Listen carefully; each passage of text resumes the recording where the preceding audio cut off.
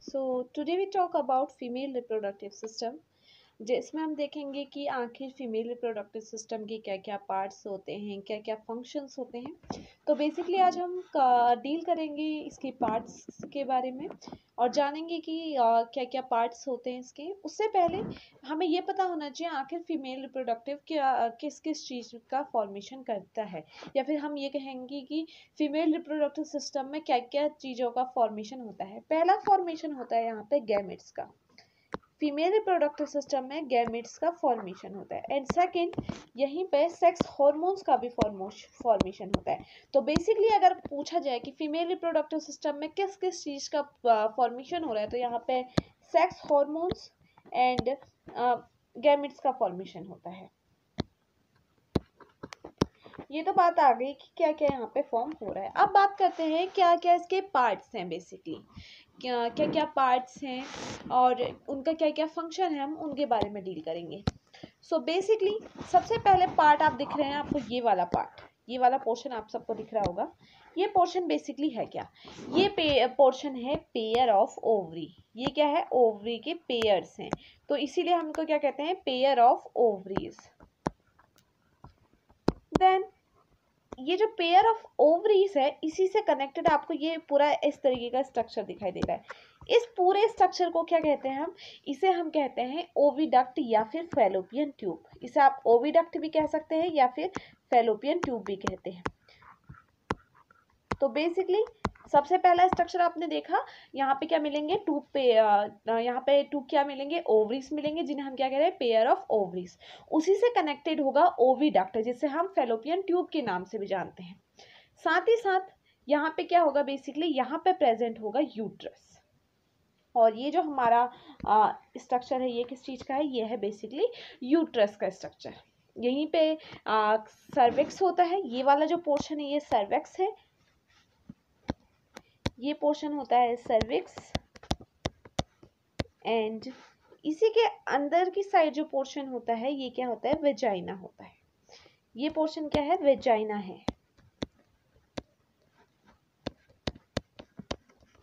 And इसके जो नीचे का ये वाला पोर्शन है, इसे हम कहते हैं वेजाइना ओपनिंग। ये पोर्शन होता है वेजाइना की ओपनिंग का पोर्शन। तो बेसिकली क्या क्या पार्ट्स हैं इसके, pair of ovaries, oviduct, uterus, cervix, vagina and vagina opening. तो बेसिकली अब हम इनके बारे में धीरे धीरे करके समझते हैं कि क्या क्या है। बेसिकली अगर सबसे पहले मैं बात करूं द ओविडक्ट, जिसे हम फैलोपियन ट्यूब के नाम से भी जानते हैं। देखो आपको ये तो पता है कि देखो ओवरी में क्या होता है, बेसिकली यहाँ पे एग बनेगा, ठीक है, और वो एग फिर कहाँ पे जाता है, यहाँ पे जाता है, कहाँ पे, ओविडक्ट पे जाता है।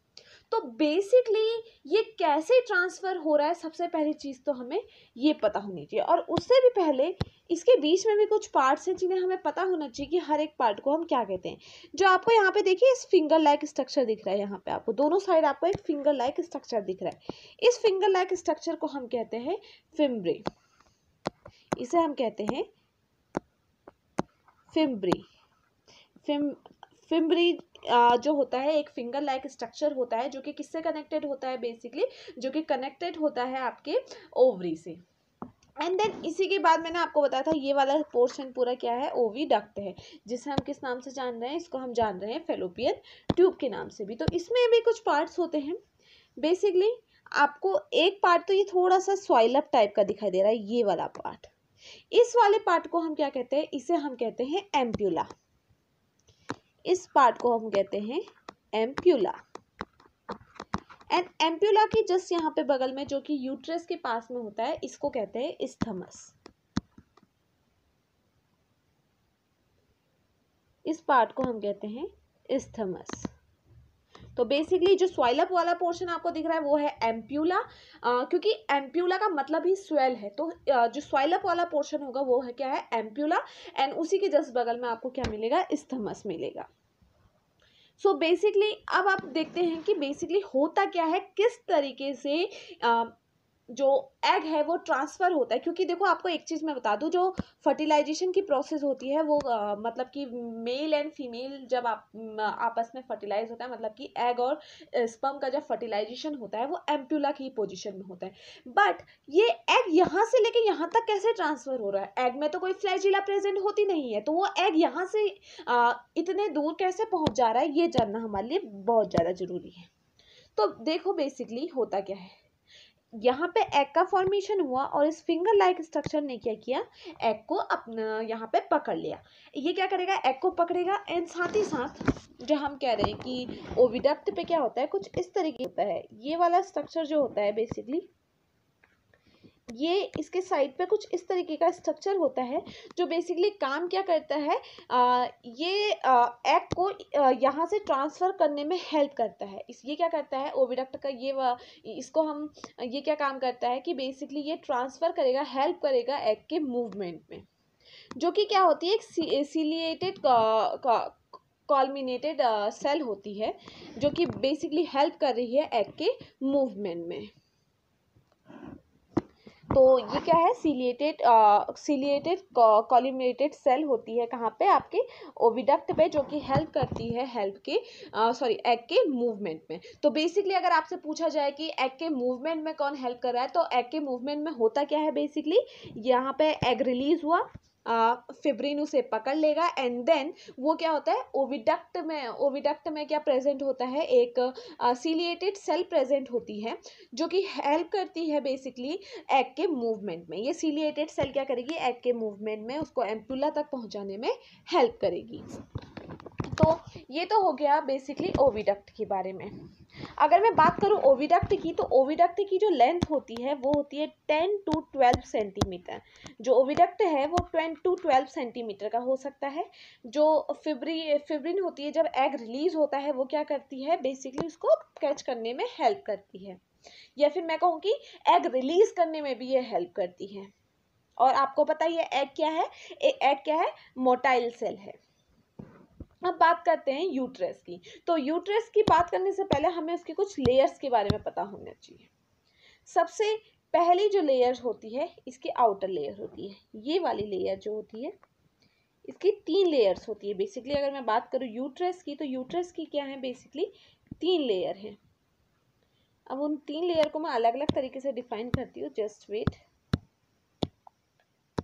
सबसे पहली जो आउटर लेयर है, इसको हम ग्रीन कलर से ले लेते हैं इस तरीके से। इसके बाद इस ग्रीन कलर की लेयर के अंदर भी एक लेयर होती है, कुछ इस तरीके से।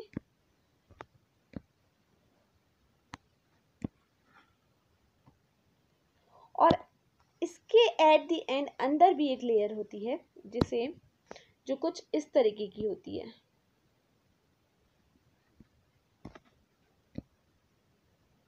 तो इस तरीके की लेयर्स प्रेजेंट होती है यूट्रस में। अब मैं बात करूं इन लेयर्स की, तो सबसे पहले जो आउटर लेयर की बात करूं मैं, अगर सबसे आउटर लेयर, ये लेयर क्या होती है, बहुत ही ज़्यादा थिक वॉल होती है, जो कि किसकी बनी होती है, कनेक्टिव टिश्यू की बनी होती है। जो सबसे आउटर लेयर है वो बहुत ज़्यादा थिक होती है, जो कि कनेक्टिव टिश्यू की बनी होती है, जिसे हम कहते हैं पेरीमेट्रियम। सबसे आउटर लेयर को हम क्या कहते हैं, पेरीमेट्रियम, जो कि क्या होती है, बहुत ज़्यादा थिक होती है, जिसका काम क्या होता है, जो कि बेसिकली किसकी बनी होती है, कनेक्टिव टिश्यू की बनी होती है। और उसके बाद नेक्स्ट लेयर जो होती है, इसके बाद आपको येलो कलर की जो मैं लेयर दिखाई है मैंने, ये बेसिकली मस्कुलर सेल की बनी होती है। जो सेकंड लेयर होती है ये बनी होती है मस्कुलर सेल की, और इसका नाम क्या होता है, इसका नाम होता है मायोमेट्रियम। इसका नाम होता है myometrium. So basically first layer का नाम क्या था, पेरीमेट्रियम, सेकंड लेयर का है मायोमेट्रियम। एंड देन इसी के अंदर एक और लेयर होती है, ये रेड कलर की जो मैंने शो करी है। इस रेड कलर की लेयर को अगर मैं कहूँ क्या कहते हैं, तो इस रेड कलर की लेयर को कहते हैं एंडोमेट्रियम। ये रेड कलर की लेयर कहलाती है एंडोमेट्रियम। तो बेसिकली यूट्रस की 3 लेयर होती है,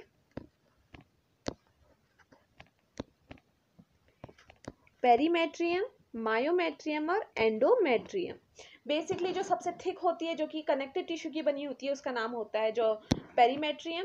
देन उसके बाद आती है मस्कुलर सेल्स की बनी होती है जो मायोमेट्रियम मिडिल में होती है। एंड देन इनर साइड सबसे कौन सी होती है, एंडोमेट्रियम।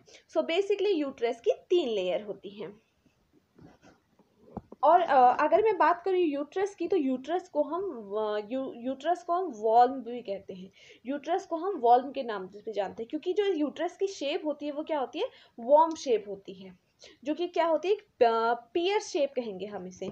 आप अगर देखें इसे अच्छे से तो ये क्या है, बेसिकली ये इन्वर्टेड पियर शेप है। जैसे अगर आप पियर को उल्टा कर दो तो इस यूट्रस भी कुछ इसी तरीके का दिखाई देता है। इसीलिए इसे हम क्या कहते हैं, वॉम्ब के नाम से भी जानते हैं। उसको हम यूट्रस भी कह सकते हैं और वॉम्ब भी कहते हैं। उसके बाद देखो आपको दिख रहा है, इससे कनेक्टेड क्या है, वेजाइना है। ठीक है, तो वेजाइना और जो हमारी कर्विक होती है वो बर्थ कैनल टाइप का होता है। ये जो होता है इसको हम बर्थ कैनल के नाम से भी जानते हैं। तो बेसिकली आपको ये तो समझ में यहाँ पे क्या होती है, पेयर ऑफ ओवरीज होती हैं। मतलब कि मैं कहूँगी कि 1 पेयर ऑफ ओवरी प्रेजेंट होती है, उसी से कनेक्टेड एक फिंगर लाइक स्ट्रक्चर जो होता है, जब एग रिलीज होता है तो उसे कैच करने का काम करता है और साथ ही साथ एग के रिलीज होने में भी हेल्प करता है। देन यहीं पे एक ट्यूब लाइक स्ट्रक्चर है। इस ट्यूब लाइक स्ट्रक्चर को हम क्या कह रहे हैं, ओविडक्ट कह रहे हैं, जिसमें मैंने आपको बताया कि जहाँ पे फर्टिलाइजेशन होता है वो होता है एम्प्यूला, और जो यूट्रस के पास होता है ये वाला पोर्शन, इसको कहते हैं हम इस्थमस। एम्प्यूला का मतलब भी स्वेलन है, तो जो पोर्शन स्वेलन है वहीं पे फर्टिलाइजेशन होगा और वहीं पे एग आके रुक जाता है। एंड देन उसके बाद मैंने आपको बताया था कि यूट्रस के बारे में बताया। बेसिकली यूट्रस की 3 लेयर होती है। सबसे पहले आती है पेरीमेट्रियम, सबसे आउटर लेयर, जो कि बेसिकली कनेक्टिव टिश्यू की बनी होती है और काफ़ी थिक वॉल होती है। देन उसके बाद सेकेंड लेयर जो होती है वो होती है मायोमेट्रियम। मायोमेट्रियम जो होती है मस्कुलर टिश्यू सेल्स की बनी होती है। एंड सबसे अंदर वाली लेयर होती है, इसे कहते हैं हम एंडोमेट्रियम। बेसिकली जो गर्ल्स में मेंस्ट्रुअल साइकिल होती है वो बेसिकली एंडोमेट्रियम के ब्रेकडाउन से ही होती है। सो आई होप आपको अभी तक इतना तो समझ में आया होगा। अब बेसिकली हम बात करते हैं डिटेल में ओवरी की। आखिर ओवरी क्या करती है। अगर मैं बात करूं ओवरी की, तो ओवरी कुछ इस तरीके से लगती है। ओवरी को अगर हम देखें तो वो कुछ इस तरीके की दिखाई देती है। सबसे पहले अगर मैं इसकी बात करूं तो बेसिकली इसकी जो लेंथ होती है ओवरी की, ये 2 to 4 सेंटीमीटर लॉन्ग होता है। ओवरी जो होती है, जो हमने पेयर ऑफ ओवरी देखी जहाँ पे बेसिकली एग का फॉर्मेशन होता है। हाँ, आपको मैंने एक चीज़ बताना भूल गई, जो ये पेयर ऑफ ओवरी है यहाँ पे मैंने आपको बताया कि 2 ओवरी प्रेजेंट होती है। तो ऐसा नहीं है कि दोनों की दोनों ओवरी ही एग बनाती है। एक बार एक ओवरी एग बनाती है, दूसरी बार दूसरी ओवरी एग बनाती है। तो बेसिकली ओवरी में एग का फॉर्मेशन कुछ इस तरीके से होता है। तो बेसिकली देखिए ओवरी की जो लेंथ होती है वो 2 to 4 सेंटीमीटर लॉन्ग होती है। कभी भी ओविडक्ट और ओवरी की लेंथ में कंफ्यूज ना हुए। ओवरी की लेंथ होती है 2 to 4 सेंटीमीटर और ओवरी उससे ज़्यादा लंबी होती है, उसकी 10 to 12 सेंटीमीटर होती है। तो ये याद रखिए। तो बेसिकली ओवरी के अंदर में अगर बात करूँ क्या क्या पाया जाता है, तो बेसिकली इसके अंदर जो आपको ये खाली पोर्शन मिल रहा है, ये जो बिल्कुल ये पूरा खाली पोर्शन है, इस पूरे खाली पोर्शन को कहते हैं हम स्ट्रोमा। ये जो पूरा खाली पोर्शन है इसको हम क्या कहते हैं, स्ट्रोमा कहते हैं। देन इसके अंदर भी एक लेयर होती है कुछ इस तरीके की, एक और चीज ऐसी होती है इसके अंदर। तो बेसिकली आपको सबसे पहले तो स्ट्रोमा मिलेगा, उसके अंदर आपको कुछ इस तरीके, स्ट्रोमा जो पूरा खाली पोर्शन है ये पूरा का पूरा क्या है, स्ट्रोमा है। एंड देन स्ट्रोमा के ही बीच में आपको एक चीज और मिलेगी जिसको हम क्या कह रहे हैं, मेड्यूला कह रहे हैं। जो स्ट्रोमा होती है, स्ट्रोमा में क्या होता है, कॉर्टेक्स एंड मेड्यूला। ये जो पूरा पोर्शन जो ये रेड वाली लेयर के बाहर वाला है इसको हम कॉर्टेक्स कहेंगे, और जो ये रेड वाला पोर्शन है ये बेसिकली क्या है, ये क्या है, मेड्यूला है। ये पोर्शन कहलाता है मेड्यूला।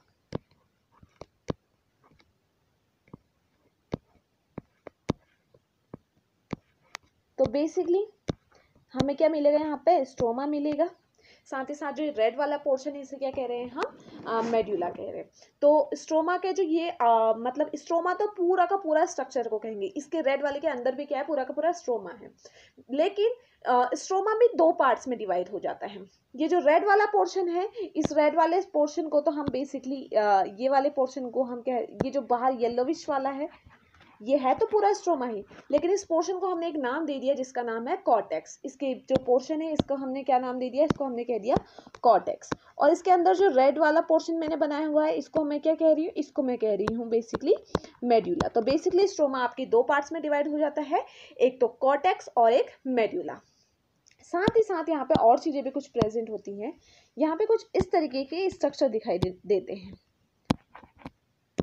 अब बेसिकली ये स्ट्रक्चर क्या है, देखो एग का फॉर्मेशन होता है, लेकिन ये एग का फॉर्मेशन होता कहाँ है, तो बेसिकली इस एग का फॉर्मेशन होता है ओवेरियन फॉलिकल में। एग का फॉर्मेशन अगर पूछा जाए कहाँ, मतलब कि ओवरी के अंदर भी कहाँ हो रहा है, तो ओवेरियन फॉलिकल जो होते हैं वो बेसिकली क्या करते हैं, एग का फॉर्मेशन करते हैं।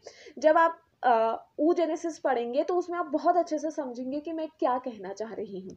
तो इसके अंदर क्या है, ओवेरियन एग के अंदर प्रेजेंट होती है ओवेरियन फॉलिकल, जो कि बेसिकली क्या काम कर रही है, जो कि बेसिकली इसका काम है एग के फॉर्मेशन करना। तो ओवरी के अंदर बेसिकली क्या चीज़ प्रेजेंट है, स्ट्रोमा प्रेजेंट है, जिसको हमने बेसिकली टू टाइप्स में डिवाइड कर लिया है, एक तो कॉर्टेक्स और एक मेड्यूला। बीच वाला पोर्शन जो सेंटर में होता है हम उसे मेड्यूला कहते हैं। जो कि मेड्यूला की अगर मैं बात करूँ तो ये क्या है, ब्लड वेसल्स हैं। मेड्यूला बेसिकली कुछ नहीं है, ये क्या है यहाँ पे, ये क्या होती है, ब्लड वेसल्स होती है। और यहीं पे आपको क्या मिलेगा, कॉर्टेक्स के एरिया में आपको क्या मिलेंगे, ओवेरियन फॉलिकल मिलेंगे। याद रखिएगा मेड्यूला में कभी भी ओवेरियन फॉलिकल नहीं मिलते हैं। ओवेरियन फॉलिकल हमेशा बेसिकली कहाँ मिलते हैं, ओवेरियन फॉलिकल मिलेंगे कॉर्टेक्स में, और उनका काम क्या है, एग का फॉर्मेशन करना। और जिसकी आउटर लेयर है बेसिकली ये वाली जो लेयर है, इस लेयर को बेसिकली क्या कहते हैं, इसको कहते हैं जर्मिनल एपिथीलियम। जो ओवरी की आउटर लेयर होती है इसको हम कहते हैं जर्मिनल एपिथीलियम। तो आपको ये नाम याद रखने हैं और इन पार्ट्स को अच्छे से याद भी रखना है, क्योंकि ये बेसिकली नीट के पॉइंट ऑफ व्यू से ज़्यादा इंपॉर्टेंट है। सो आपको याद रखना है कि ओवरी में आपको जो आउटर लेयर होती है उसका नाम क्या है, जर्मिनल एपिथीलियम। देन इसके अंदर आपको एक क्या मिलेगा, स्ट्रोमा मिलेगा। स्ट्रोमा बेसिकली टू पार्ट्स में डिवाइड हो रहा है, कॉर्टेक्स एंड मेड्यूला। कॉर्टेक्स में क्या होगा, बेसिकली ओवेरियन फॉलिकल प्रेजेंट होंगे, एंड मेड्यूला में क्या होंगे, मेड्यूला में ब्लड वेसल्स होंगे। सो ये चीज़ आपको याद रखनी है। तो आउटर लेयर का नाम आप याद भी रखिएगा, इससे बहुत बार क्वेश्चन आया है कि ओवरी की आउटर लेयर का क्या नाम है, इसका नाम क्या है, जर्मिनल एपिथीलियम। तो ये तो हुआ ओवरी के बारे में कि क्या क्या देख लिया आपने ओवरी में। ओवरी की लेंथ कितनी होती है, 2 to 4 सेंटीमीटर लॉन्ग होता है ओवरी, जिसमें बेसिकली आउटर लेयर जो होती है उसका नाम होता है जर्मिनल एपिथीलियम। जर्मिनल एपिथीलियम के अंदर क्या प्रेजेंट है, स्ट्रोमा प्रेजेंट है, जो बेसिकली टू पार्ट्स में डिवाइड है, कॉर्टेक्स एंड मेड्यूला। कॉर्टेक्स में बेसिकली ओवेरियन फॉलिकल प्रेजेंट होते हैं जो कि एग फॉर्मेशन में हेल्प करते हैं, और मेड्यूला में क्या है, बेसिकली ब्लड वेसल्स हैं। तो आपको याद रखनी है ये चीज़ें। अब मैं अगर बात करूँ कॉर्टेक्स की, कॉर्टेक्स क्या है, एक स्मॉल स्ट्रक्चर है जिसमें क्या पाया जाता है। अगर आपसे पूछा जाए कॉर्टेक्स क्या है, तो कॉर्टेक्स क्या है, एक स्मॉल स्ट्रक्चर है जहाँ पे क्या प्रेजेंट है, ओवेरियन फॉलिकल मिलती है। जहाँ पे क्या प्रेजेंट होती है, ओवेरियन फॉलिकल प्रेजेंट होती है, या फिर मैं कहूँ कि जहाँ पे ओवेरियन फॉलिकल मिलती है। और ये ओवेरियन फॉलिकल का काम क्या है, बेसिकली एग का फॉर्मेशन करना। तो ये तो डिटेल हो गई बेसिकली अबाउट ओवरी। ओवरी के बाद आते हैं नेक्स्ट, अगर हम इसमें आए तो इसके बाद आता है ओवेरियन फॉलिकल। मैंने आपको बताया, अब देखिए ओवेरियन फॉलिकल के बारे में बात करूँ, जो मैंने ये कुछ इस तरीके का ये स्ट्रक्चर बनाया था, इसको मैंने क्या कहा, ओवेरियन फॉलिकल का। तो बेसिकली अगर मैं बात करूँ ओवेरियन फॉलिकल की, ये क्या कर रहा है, इसका काम क्या है, ओवम का डेवलपमेंट करना। इसका पहला काम क्या है, development of ovum. First function तो इसका ये हो गया। और एक चीज़ आपको जो याद रखनी है कि ओवेरियन फॉलिकल जो होती है इसमें एक ही बार में सारे के सारे ओवम जनरेट नहीं हो पाते। बेसिकली कुछ क्या होता है, बेसिकली होता क्या है, जो फॉलिकल होते हैं वो एक बार इसके अंदर क्या होता है, फीमेल में 16 to 18,000 क्या प्रेजेंट होते हैं, यहाँ पे फॉलिकल प्रेजेंट होते हैं। ये चीज़ आप याद रखना, फीमेल्स में 16 to 18,000 फॉलिकल प्रेजेंट होते हैं। और क्या फॉलिकल प्रेजेंट होंगे तो इसके जब ये डेवलप होंगे, जो फॉलिकल होते हैं, मैं ओवेरियन फॉलिकल की ही बात कर रही हूँ, तो फीमेल के अंदर क्या होते हैं, एक फॉलिकल कभी भी प्रेजेंट नहीं होता है, 16 to 18,000 फॉलिकल प्रेजेंट होते हैं। बेसिकली मैं यहाँ ओवेरियन फॉलिकल की ही बात कर रही हूँ। सो ये जो 16 to 18,000 ओवेरियन फॉलिकल हैं वो एक साथ ही जनरेट नहीं हो जाते हैं। होता क्या है, कुछ मैं कहूँगी कि हार्मोन्स आते हैं, तो उनके आने से क्या होगा, कुछ जनरेट होने की कोशिश करेंगे, लेकिन उनमें से सिर्फ और सिर्फ एक ही क्या होता है, ओवम का डेवलपमेंट कर पाता है, सारे के सारे डेवलप नहीं कर पाते हैं। कुछ एक्टिव होते हैं, कुछ नहीं होते हैं। तो मतलब कि जिनमें उस हार्मोन ने क्या किया होता है, अपना काम करना स्टार्ट किया होता है, तो सिर्फ एक ही डेवलप होगा, बाकी के क्या होंगे, डीजेनरेट हो जाते हैं। तो बेसिकली ओवेरियन फॉलिकल एक बार में एक ही ओवम का डेवलपमेंट करता है, आपको ये चीज़ तो याद रखनी है। अब आते हैं, ये तो आ गया बेसिकली ओवरी के बारे में। अब मैं बात करूँ अगर एसेसरी डक्ट की, तो एसेसरी डक्ट के अंदर क्या आता है, बेसिकली एसेसरी डक्ट के अंदर आता है फैलोपियन ट्यूब, जिसे मैंने क्या कहा था, ओविडक्ट भी कहा था। आप उसे फैलोपियन ट्यूब भी कह सकते हैं और ओविडक्ट भी कह सकते हैं। और इन्हीं को क्या कहते हैं, अब पहला आया ओविडक्ट या फिर फैलोपियन ट्यूब, देन आता है यूट्रस, यूट्रस के बाद यहाँ पे आता है वेजाइना। तो ये तीन क्या है, ये तीन के तीन बेसिकली क्या है, एसेसरी डक्ट हैं। आपको याद रखना है कि एसेसरी डक्ट कौन होते हैं और ये क्या करते हैं बेसिकली। सो बेसिकली याद रखिए, ओविडक्ट, यूट्रस एंड वजाइना, ये तीन क्या है, एसेसरी डक्ट हैं।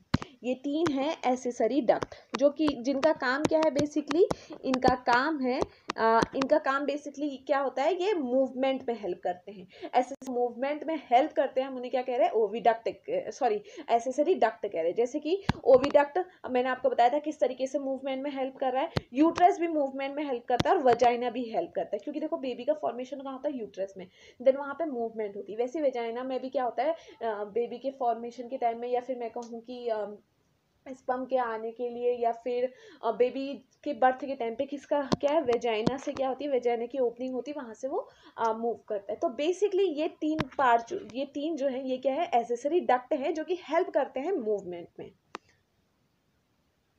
सो अब इसके बाद एक और चीज बची, वो क्या है, सर्वाइकल कैनल। अगर मैं बात करूं सर्वाइकल कैनल की, ये क्या है, बेसिकली यहाँ पे क्या होता है, ये थिक म्यूकस यहाँ पे फिल्ड होता है। सर्वाइकल कैनल में क्या होता है, यहाँ पे थिक म्यूकस फिल्ड होता है। तो आप पहली चीज याद रखिए, सर्वाइवल वेकल में क्या होगा, थिक क्या होगा, म्यूकस फिल्ड होगा।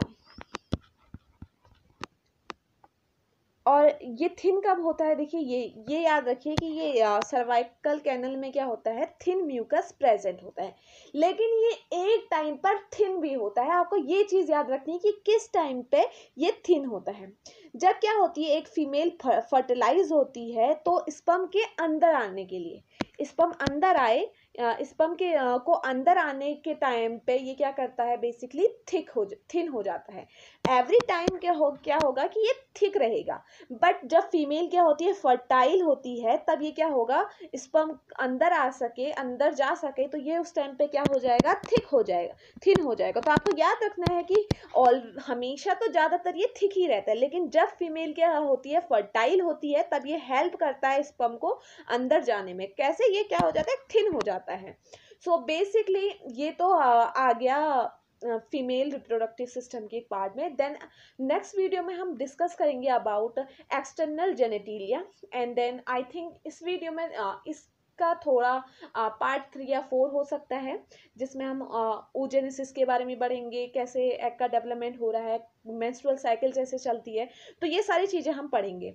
तो आई थिंक इसके थोड़ा पार्ट्स ज़्यादा हो सकते हैं, सो आई होप आपको आज की ये वीडियो तो पसंद आई होगी, और अगर आपको ये पसंद आई हो so don't forget to like, comment, share and subscribe. Thank you so much for watching.